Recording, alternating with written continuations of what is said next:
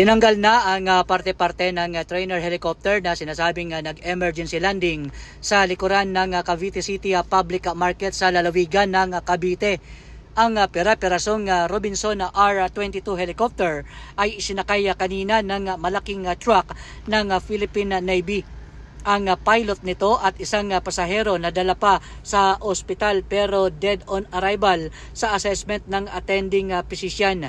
Ayon sa ilang residente sa barangay 57, bigla na lang sila nakarinig ng kalabog. Pagtingin nila, nakita na agad nila ang lasog-lasog na helicopter. Ayon pa sa ilang residente, sa itaas pa lang nakita nila ang helicopter na pagewang-gewang at narinig nila ang papugak-pugak. Pakinggan natin ang ilang residente. Ano na po namin, bumaksak na po siya. Bigla na po kami nagsitakbuhan lahat.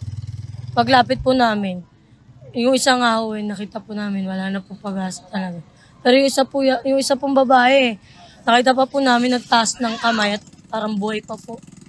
Tapos yung may dumating pong mga rescue, nag-aantay pa po sila ng mga bagay, hindi pa po nila inaasikaso. Kasi po may inaantay pa pong pinaka-Philippine Navy po yata. Nasa simbahan pa lang po yung helicopter. Nagewang-gewang na po sila.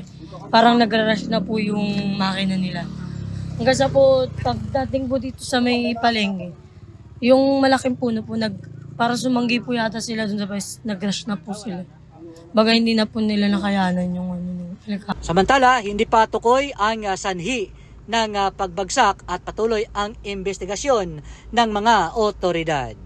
Para sa MBC TV Network News, ako si Nochika, kasama-sama tayo Pilipino.